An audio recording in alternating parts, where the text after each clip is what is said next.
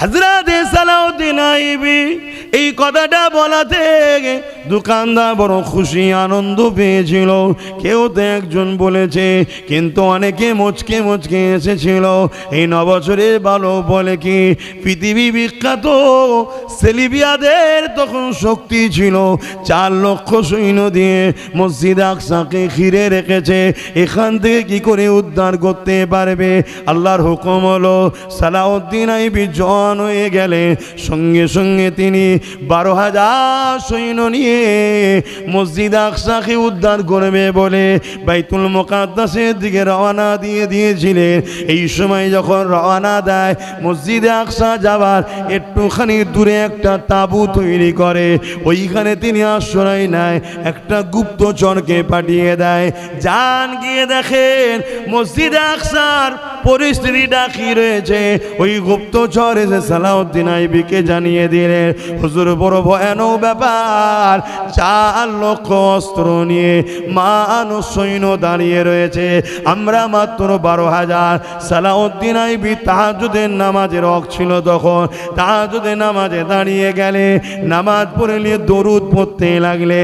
এ যুবকেরা, নেতা তো তাদেরকে বানাও যে তাহাজ্জুদ পড়বে, যে 5 ওয়াক্ত নামাজ পড়বে, যে দরুদ পড়বে, তাকে তো লিডার বানাও, তবেই তো তুমি কামিয়াবি হবে।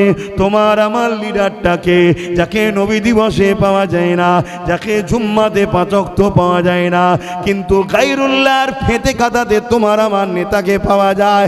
এই বেঈমান মুশরিক মুনাফিক নেতা নিয়ে কখনো তোমার আমার বিজয় আসতে পারে না, কখনো তোমার আমার ছেলেদের চাকরি হতে পারে না, কখনো তোমার আমার ছেলেরা শিক্ষিত হতে পারে না, কখনো তোমার আমার ধর্মের উপরে আঘাত দেওয়া বন্ধ হতে পারে না। এই মনে রাখো, শুধরে যাও, আল্লাহ পাক কিন্তু ছাড় দিয়েছে, ছেড়ে কিন্তু দেয়নি।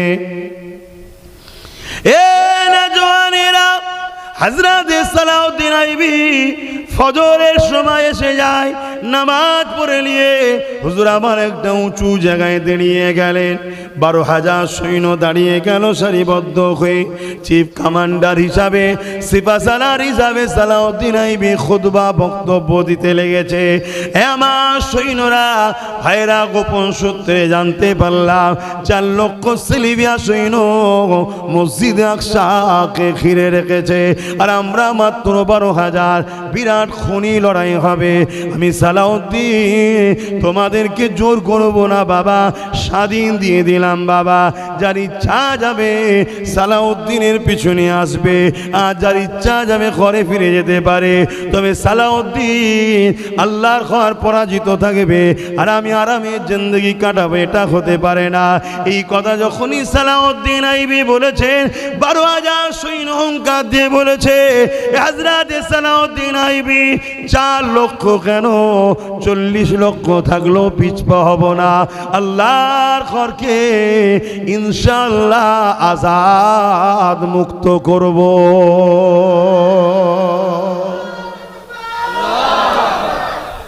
আসেন আমি আগিয়ে যাই। হযরত সালাউদ্দিন আইবির কথা বলছিলাম। এ যুবকেরা, তরুণেরা, বাপেরা, বর্তমান পরিস্থিতিকে সামনে রেখে এই কথা কোনো জরুরি বলে তাই আলোচনা করছি, অসুবিধে হচ্ছে নাকি? এ নওজওয়ানেরা, ওই মসজিদ আকসা হযরত ওমর ফারুক আজাদ করলেন। আবার কিছু বছর যেতে না যেতে ওটা আবার পরাধীন হয়ে গেল। সেলিবিয়ারা দখল করে নিল। 4 লক্ষ সৈন্য দিয়ে মসজিদ আকসাকে ঘিরে রেখে দিয়েছে। এদিকে 9 বছর বয়স, নাম তার সালাউদ্দিন। তিনি বাজারে গেছে, মিশরে বাজারে গিয়ে একটা মসজিদের মেহরাব কেনার জন্য দাম দর করতে গেছে। মসজিদের মেহরাব পর্যন্ত, যার উপর দাঁড়িয়ে খুতবা দেয়, চাচার সাথে গেছে, 9 বছর বয়স। আর নজর পড়েছে একটা খুব সুন্দর কারুকার্য। আগে সব কাঠের মেহরাব হতো, এখন মানুষ পয়সা ঘরে খরচ করে, মসজিদে তো বেশি খরচ করে না, তাই মার্বেলের করে দিয়েছে। তো ওটা দেখে সালাউদ্দিন আইবি হুজুরের বড় পছন্দ হয়েছে। দোকানদারকে বলছে, ওইটা কত দাম আছে? তখন দোকানদার বলছে, ওটা বিক্রি নয়, ওটা আমি নিজে হাতে খুব যত্ন করে বানিয়েছি গিফটের জন্যে। 9 বছর বয়স সালাউদ্দিন আইবি, আর আমাদের 9 বছরের গুলো কি করছে? আমাদের 9 তো দূরের কথা, আমাদের 25-30 গেম খেলছে, গেম।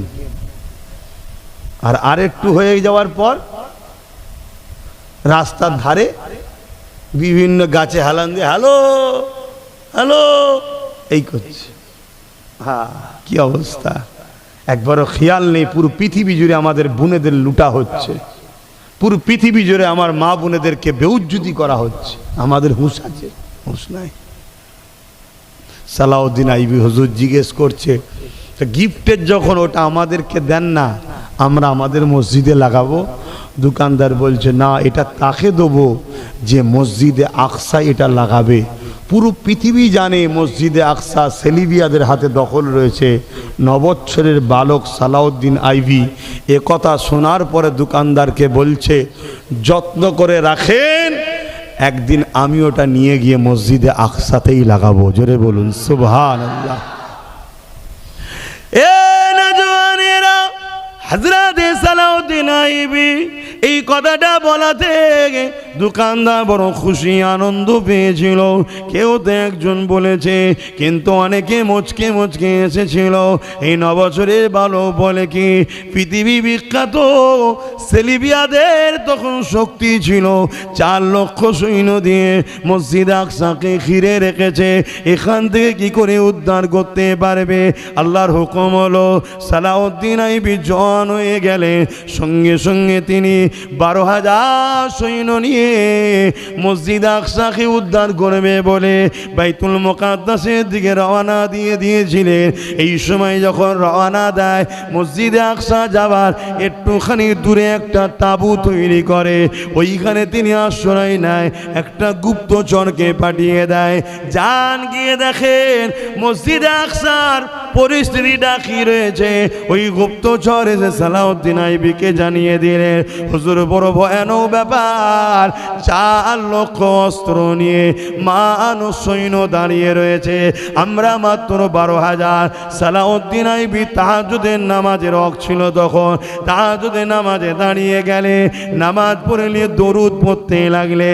এ যুবকেরা, নেতা তো তাদেরকে বানাও যে তাহাজ্জুদ পড়বে, যে 5 ওয়াক্ত নামাজ পড়বে, যে দরুদ পড়বে, তাকে তো লিডার বানাও, তবেই তো তুমি কামিয়াবি হবে। তোমার আমার লিডারটাকে, যাকে নবী দিবসে পাওয়া যায় না, যাকে জুম্মাতে 5 ওয়াক্ত পাওয়া যায় না, কিন্তু গায়রুল্লাহর ফেতে কাটাতে তোমার আমার নেতাকে পাওয়া যায়। এই বেঈমান মুশরিক মুনাফিক নেতা নিয়ে কখনো তোমার আমার বিজয় আসতে পারে না, কখনো তোমার আমার ছেলেদের চাকরি হতে পারে না, কখনো তোমার আমার ছেলেরা শিক্ষিত হতে পারে না, কখনো তোমার আমার ধর্মের উপরে আঘাত দেওয়া বন্ধ হতে পারে না। এই মনে রাখো, শুধরে যাও, আল্লাহ পাক কিন্তু ছাড় দিয়েছে, ছেড়ে কিন্তু দেয়নি। এ নওজওয়ানেরা, হযরত সালাউদ্দিন আইবি ফজরের সময় এসে যায়, নামাজ পড়ে নিয়ে হুজুর আমার একটা উঁচু জায়গায় দাঁড়িয়ে গেলেন। 12,000 সৈন্য দাঁড়িয়ে গেল সারিবদ্ধ হয়ে। চিফ কমান্ডার হিসাবে, সিপাহসালার হিসাবে সালাউদ্দিন আইবি খুতবা বক্তব্য দিতে লেগেছে। আমার সৈন্যরা, ভাইরা, গোপন সূত্রে জানতে পারলাম 4 লক্ষ সেলিবিয়া সৈন্য মসজিদে আকসাকে ঘিরে রেখেছে, আর আমরা মাত্র 12,000। বিরাট খুনি লড়াই হবে। আমি সালাউদ্দিন তোমাদেরকে জোর করব না বাবা, স্বাধীন দিয়ে দিলাম বাবা। যার ইচ্ছা যাবে সালাউদ্দিনের পিছনে আসবে, আর যার ইচ্ছা যাবে ঘরে ফিরে যেতে পারে। তবে সালাউদ্দিন আল্লাহর ঘর পরাজিত থাকবে, আর আমি আরামে জিন্দেগি কাটাবো, এটা হতে পারে না। এই কথা যখনই সালাউদ্দিন আইবি বলেছেন, 12,000 সৈন্য হুঙ্কার দিয়ে বলেছে, হযরত সালাউদ্দিন আইবি 4 লক্ষ কেন 40 লক্ষ থাকলেও পিছপা হব না। আল্লাহর ঘরকে ইনশাআল্লাহ আজাদ মুক্ত করব।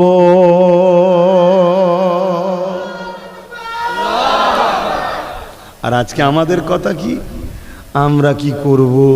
আমাদের এই নেই, আমাদের ওই নেই, আমরা গুটি কত, আমাদের কি হবে, আমরা কি পারবো? তো প্রথমেই কুফুরি করে বসে আছে। মায়ুস হওয়া ইসলামে কুফুরি, জানেন? মায়ুস হওয়া কি ইসলামে কুফুরি। আর কুফুরি যে করে সে যদি তওবা না করে মারা যায় সে জান্নাত যাবে না। আমরা তো প্রথমেই কি হবে কি হবে কি হবে, কি চেষ্টা আমাদের কাজ, বিজয় আল্লাহর পক্ষ থেকে হয়। চেষ্টা আমাদের কাজ, সব কিছুর ফাইসাল্লা আল্লাহর পক্ষ থেকে হয়। আমার নজওয়ানেরা, তরুণেরা, লড়াই শুরু হয়ে গেল। 12,000 সৈন্য নিয়ে সালাউদ্দিন আইবি আগিয়ে চললেন আল্লাহু আকবার আওয়াজ দিয়ে।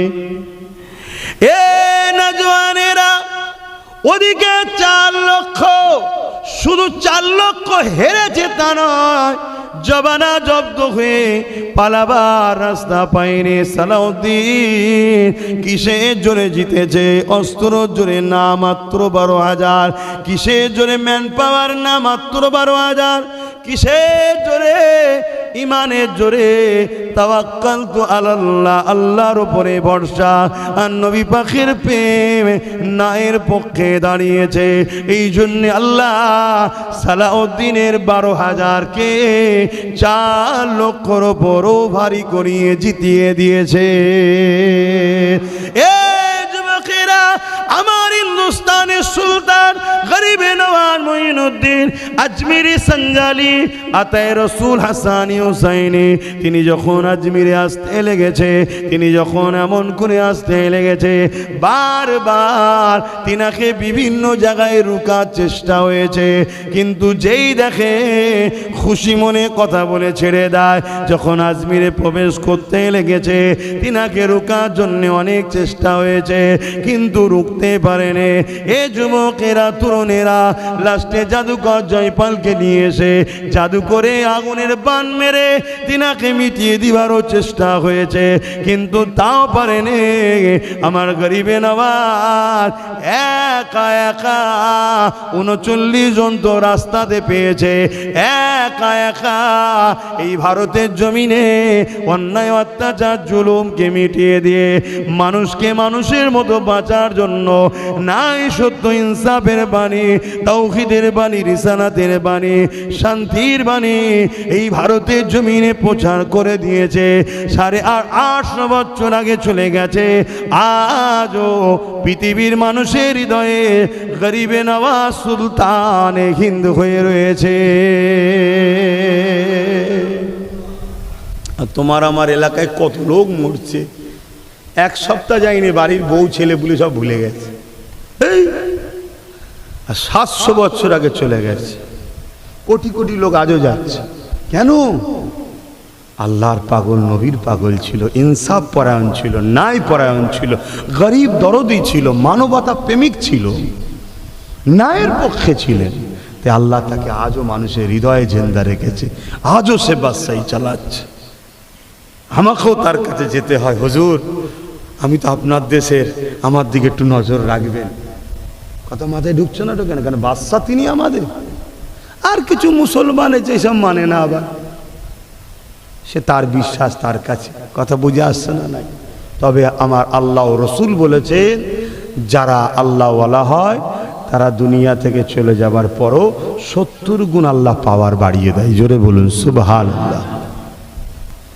দরুদ শরীফ আল্লাহুম্মা সাল্লি আলা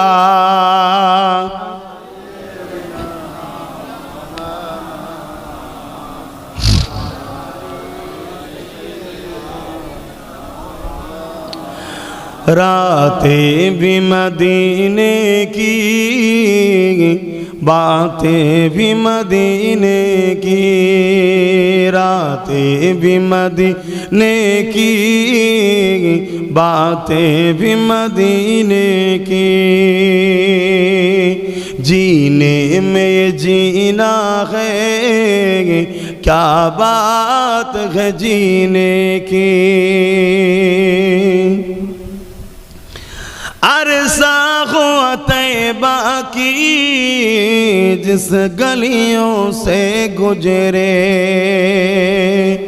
अरसा हुआ तैबा की जिस गलियों से गुजरे, इस वक्त भी गलियों से खुशबू है पसीने की। आरो जोरे बोलून ना सुबहानाल्लाह। आहा, कबे आमार नबी पाक साल्लाल्लाहु मक्का मदिना ताइবার বিভিন্ন গলিতে সব হেঁটেছেন, ঘুরেছেন। আজও সেই গলিতে সেই জায়গায় গেলে আমার হুজুরের পাসিনার খুশবু পাওয়া যায়। জোরে বলুন সুবহানাল্লাহ। মানেন তো নাকি? একটু বলবেন তো হ্যাঁ কি না, জবানে সাক্ষী দিতে হয় তো নাকি? আহা, কি নিয়ামত করেছে আল্লাহ। কে করেছে? কে করেছে?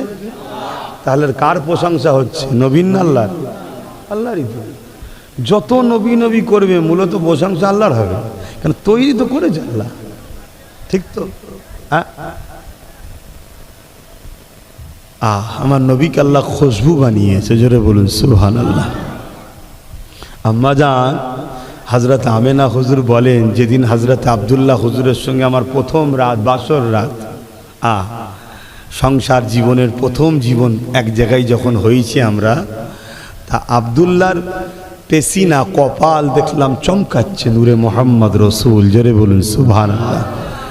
তা আমি এক জায়গায় যাবার পরে আব্দুল্লাহর কপাল থেকে নূর চলে গেল, অর্থাৎ আম্মার রেহেমে চলে গেছে। জোরে বলুন সুবহানাল্লাহ। আমি আমেনার চেহারা থেকে একটা আলাদা জ্যোতি নূর বেরোচ্ছে, শুধু এটা নয়, খুশবু বেরোতে শুরু হয়েছে। জোরে বলুন সুবহানাল্লাহ। এই খুশবু এত বাড়ছে, এত বাড়ছে, যত দিন যাচ্ছে খুশবু বাড়ছে। হযরত আব্দুল্লাহ হুজুর ব্যবসায় গিয়েছিলেন, ফিরে আসার পথে ইন্তেকাল হয়েছেন, সবাই আপনারা জানেন। ইন্না লিল্লাহি ওয়া ইন্না ইলাইহি রাজিউন।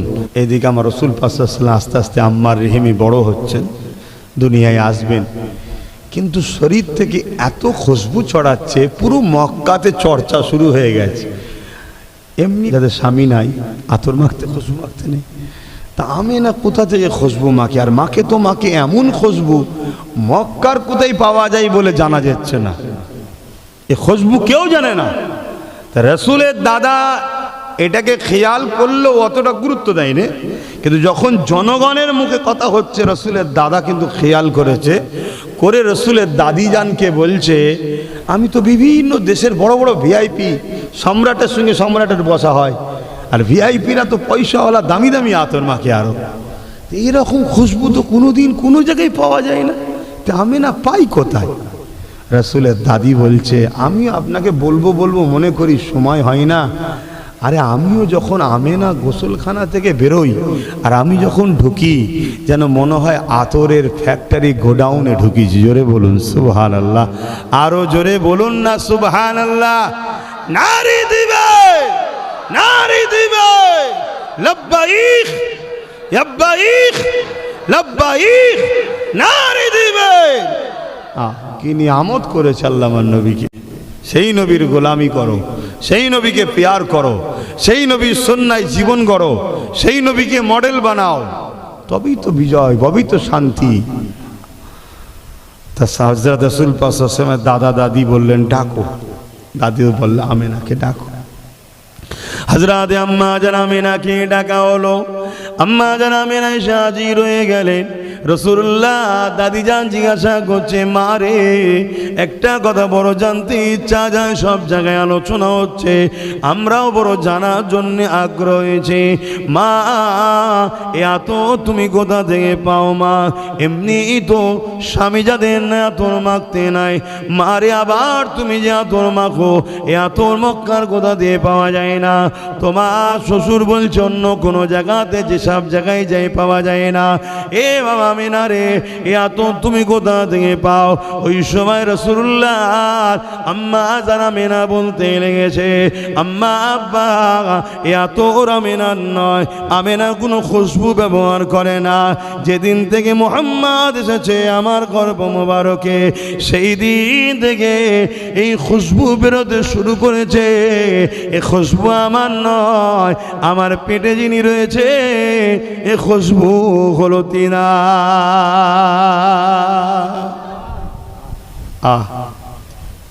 সেই নবী পাক সাল্লাল্লাহু আলাইহি ওয়াসাল্লামের খুশবু আজও মক্কা মদিনার গলিতে পাওয়া যায়। জোরে বলুন সুবহানাল্লাহ। লজি কি বলছি, গল্প বলছি নি। মক্কা মদিনা শরীফে যাবেন, গিয়ে বলবেন, এই যে একটা আতরের খুশবু মদিনা শরীফের ভেতর থেকে পাওয়া যাচ্ছে।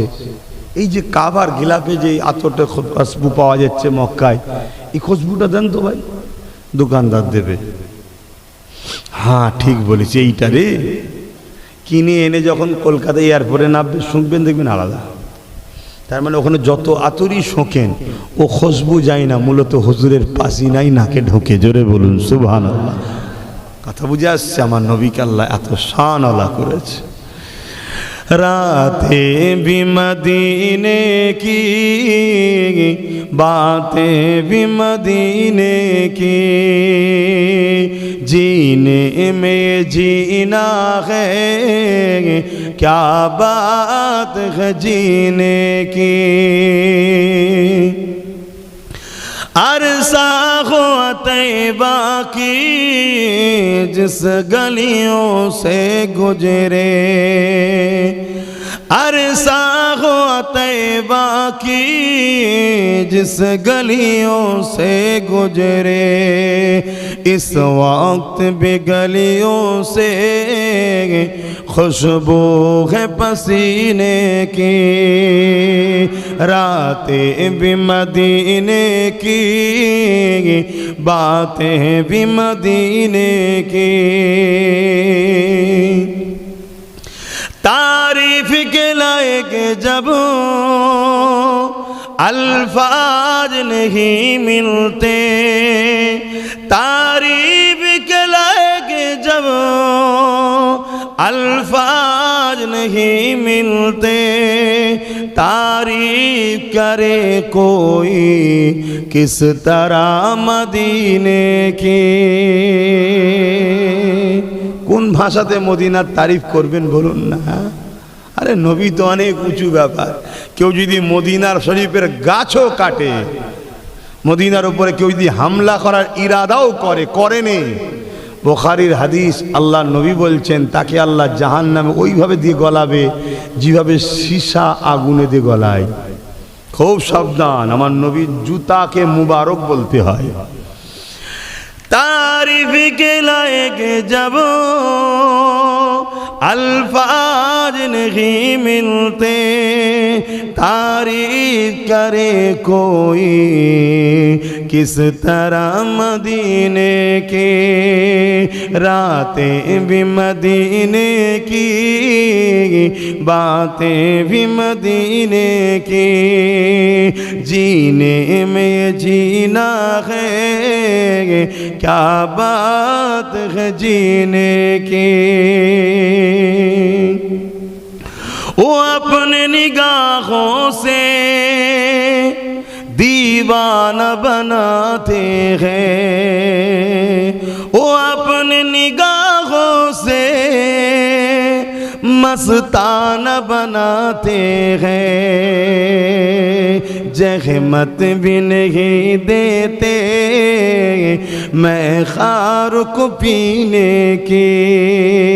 तारीफ के लायक जब अल्फाज नहीं मिलते, रातें भी मदीने की बातें भी मदीने की, जीने में ये जीना है क्या बात है जीने की। अल्लाहुम्मा सल्ली अला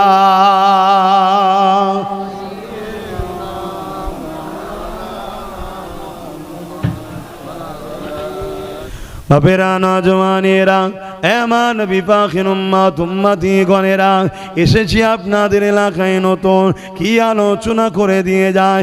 মনে রাখবেন, ইসলাম ছিল, আছে, থাকবে। ইসলামকে মিটাতে চিঙ্গিস খান চেয়েছিল। 1 লক্ষর উপরে মুসলমানকে হত্যা করেছে, 1 লাখের উপরে আলেমকে হত্যা করেছে, 1 কোটির উপরে মুসলমানকে হত্যা করেছে। তথাপিও ইসলাম পৃথিবীতে আজকে 250 কোটির উপরে লোক মাননেওয়ালা চিঙ্গিস খানের মাননেওয়ালা কেউ নেই।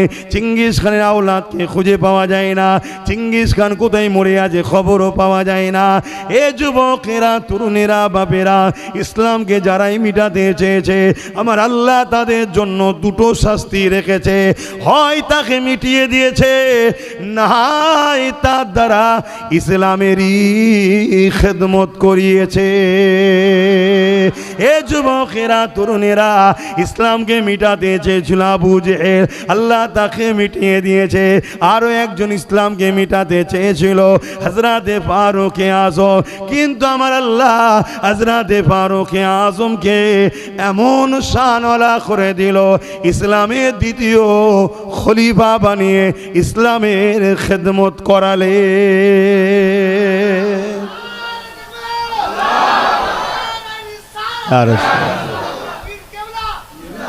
তাহলে ইসলামের বিরোধীদের দুটো শাস্তি, হয় আল্লাহ মিটিয়ে দেবে আর নচেত তাকেই খাদেম বানাবে।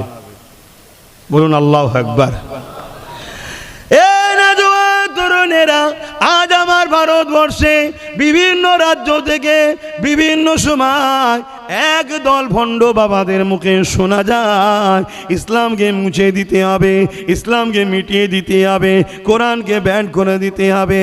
আরে ভণ্ড, শুনে রেখে দে, একটা ফুসকুরি মিটাবার ক্ষমতা তোদের নাই। তোরা ইসলামকে মিটাবার কথা বলে, ইসলাম এমন একটা ধর্ম পৃথিবীর জমিনে আজকের দিনে সব থেকে বেশি যে ধর্মের দিকে মানুষ ছুটছে, ওই ধর্মটার নাম হলো ইসলাম। এ যুবকেরা, তরুণেরা, বাপেরা, ইউরোপ দুনিয়া দিকে তাকিয়ে দেখে, পশ্চিমা দুনিয়া দিকে তাকিয়ে দেখে, যারা সর্বপ্রথম ইসলামের পিছনে লেগেছিল, আজ তাদের ঘরের যুবক যুবতীরা ইমানের নূরের কলেমা পড়ে দলে দলে আল্লাহ ও নবীর দিবানা হয়ে যেতে লেগেছে। কিন্তু আপনাদেরকে বলে দিয়ে যায়, আমার আপনার গাফলতির জন্যে আল্লাহ আমাকে আপনাকে মিটিয়ে দেবে, নতুন একটা প্রজন্ম তৈরি আল্লাহ করে দেবে, তারা ইসলামের ঝান্ডাকে আগিয়ে নিয়ে চলে যাবে। আল্লাহ যে নিয়ামতটা দিয়েছে, এই নিয়ামতটাকে মজবুত করে ধরো। আজ আমার তোমার আখলাকে, কথাবার্তা, চাল চলনে ইসলামকে নিয়ে কোনো চিন্তা তোমার আমার নাই, এটা তোমার আমার ধ্বংসের কারণ হয়ে যাবে। হে যুবকেরা, তরুণেরা, ইসলামের ওপরে এত রাগ কেন? ইসলামের ওপরে এত ভয় কেন? কারা ইসলামকে টার্গেট করে? নাম্বার ওয়ান হলো যারা ক্ষমতার জোরে মানুষের খোদা হতে চায়, যারা ক্ষমতার জোরে মানুষের প্রভু হতে চায়, যারা ক্ষমতার জোরে মানুষের খোদা হতে চায়, এদের ইসলামের উপরে টার্গেট। কেন? ইসলাম দাসত্ব প্রথার বিরুদ্ধে। শুনছেন তো? মাইকের আওয়াজে বুঝতে পারছেন তো? তাহলে নম্বর ওয়ান দুশ্মন কারা? যারা ক্ষমতার জোরে মানুষের প্রভু হতে চায়। তারা দেখছে ইসলাম থাকলে বাকি সবাইকেও যদি প্রভু হয়েও যায়, ইসলামের আলোতে সবাই জেনে যাবে মানুষ কখনো মানুষের প্রভু হতে পারে না। উস্তাদ হতে পারে, মুর্শিদ হতে পারে, আমির হতে পারে, শেখ হতে পারে, হজরত হতে পারে, পীর হতে পারে, কিন্তু খোদা প্রভু হতে পারে না। খোদা প্রভু একজনই, যিনি বানিয়েছে। তাহলে ইসলামী মেসেজটা তো ছড়াচ্ছে। তাহলে এই আলোতে যারা ক্ষমতার জোরে মানুষকে প্রথম মূর্খ বানালো, তারপরে বলল আমি তোর খোদা, যেমন ফেরাউন বলেছিল আনা রব্বুকুমুল আলা। প্রথমে কি করলো? শিক্ষাকে শেষ করে দিল। প্রথমে কি করলো? শিক্ষাকে শেষ করে দিল। যেমন আজকে আমার দেশে শিক্ষার 12টা, বলবেন তো? বলবেন তো? আর আমার রাজ্যে শিক্ষা আছে নাকি? 25,000 শিক্ষা প্রতিষ্ঠান আমার রাজ্যে বন্ধ। কত? বাহ, এসব ফেরাউনের স্টাইলই চলছে এরা, আমরা তো বুঝি না। না তো যাই হোক, এদের লক্ষ্য কি? প্রথম মূর্খ বানাও। মূর্খ যখন বানাবে, মূর্খকে চুনকেও দই বলে বিক্রি করা যায়। বুকা পাড়ায় চুনকেও দই বলে বিক্রি করে দেওয়া যাবে। তো যাই হোক, এদের লক্ষ্য হলো মানুষের প্রভু হব।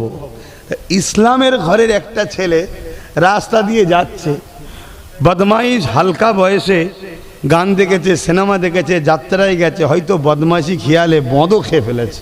হারাম খাওয়া উচিত নয়, এরপরও সে হারাম কাজ করছে।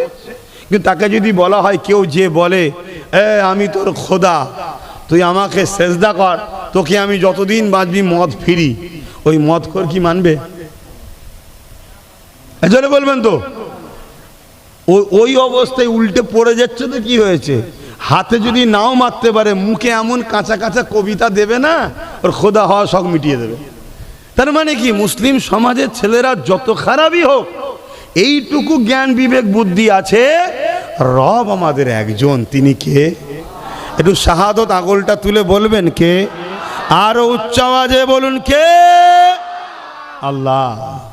তাহলে এই জায়গায় প্রথম চান্সে যদি ইসলাম থাকে, তাহলে আমি যে অন্ধকার সমাজ তৈরি করছি, যে আজকে আমি বলবো আনা রব্বুকুমুল আলা, যেমন ফেরাউন বলেছিল, নমরুদ বলেছিল, তাহলে আজকের ফেরাউন কোন খোদা হতে গিয়ে বাধা হচ্ছে তো। তাই ইসলামকে রেখো না, ইসলামের নামে টিভিতে মিথ্যা প্রচার করো, ইসলামকে সন্ত্রাসবাদ বলো, ইসলামকে জঙ্গিবাদ বলো। ইসলাম সম্বন্ধে জানে না, এদের অন্ধ ভক্ত হয়ে ইসলামের বিরোধী করে। এই তিন বিরোধীটা কোনো ভয়ের ব্যাপার নয়, কিন্তু ইসলাম বিরোধী একটা ভয়ঙ্কর লোক রয়েছে, সেটা হলো মুনাফিক মুসলমান।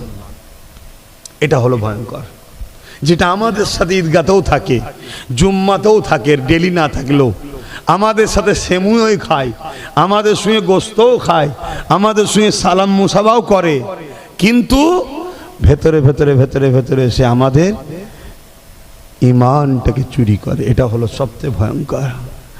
এর একটা নমুনা বলে যাচ্ছে, আল্লাহ নবীর হাতে হাত দিয়েছিলেন আবু বকর সিদ্দিক, আল্লাহ নবীর হাতে হাত দিয়েছিলেন আব্দুল্লাহ ইবনে উবাই, আল্লাহ নবীর পিছনে ইক্তেদা করে নামাজ পড়েছে আবু বকর সিদ্দিক, আল্লাহ নবীর পিছনে ইক্তেদা করেছে আব্দুল্লাহ ইবনে উবাই।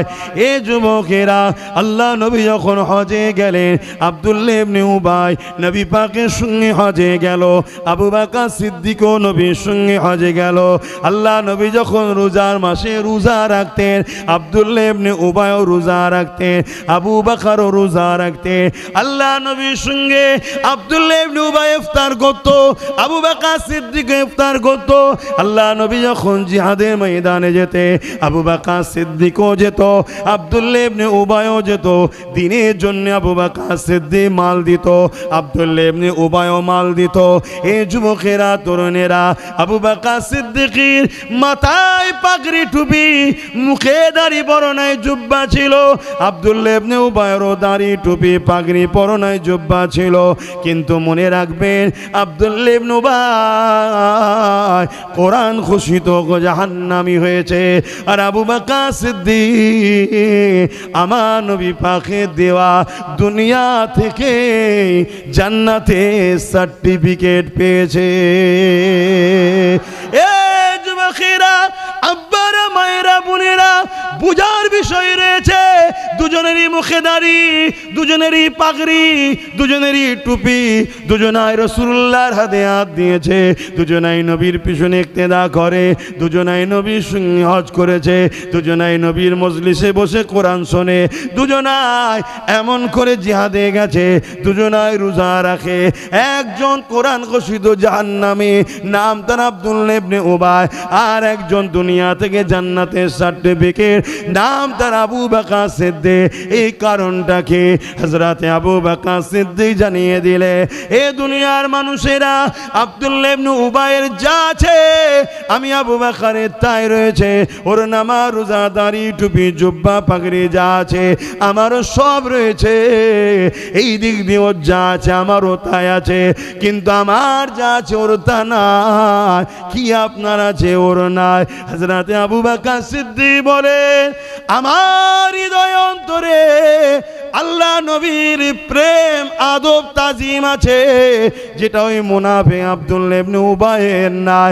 আম্মা জান আয়েশা হুজুরের বিরুদ্ধে সব থেকে বেশি বাজারে মিথ্যা যে ছড়িয়েছিল, তার নাম হলো আব্দুল্লাহ ইবনে উবাই। এইরকম মুনাফিক আমাদের সমাজে আজও আছে না নাই?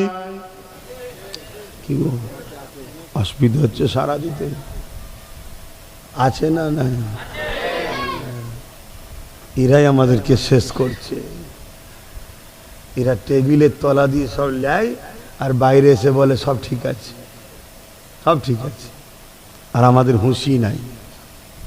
পুরো ঘিরছে আমাদেরকে, আমাদের হুঁশি নাই। তুমি আমি মরে যাব বড় কথা নয়, আমার দিনটার মসজিদ মাদ্রাসাগুলো মিটিয়ে দিবার প্ল্যান চলছে না, চলে না। এই জায়গায় এলো কি করে? এই জায়গাটা এলো কি করে? আমাদের বড় বড় সব ইন্টারন্যাশনাল সব ফিগার কি করছিল?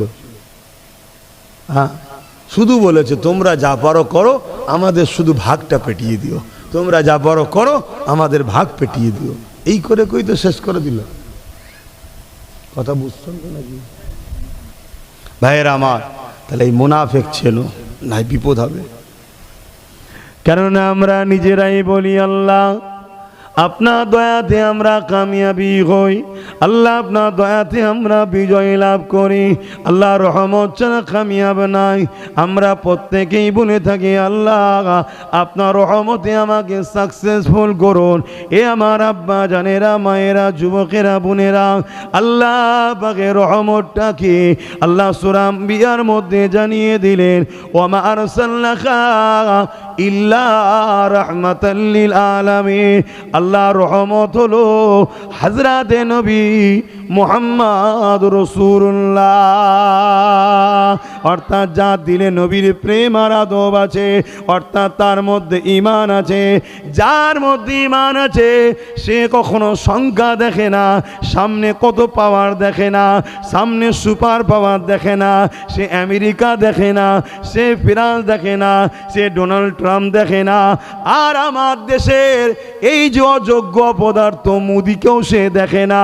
সে একটা জিনিস জানে, আমার কাছে আল্লাহ এত বড় নিয়ামত দিয়েছে, এই নিয়ামতের কাছে পুরো দুনিয়া কোনো ব্যাপারই নয়। বুঝতে পারছেন? আল্লাহ ইয়া রাসূলুল্লাহ, কথা বুঝতে পারছেন?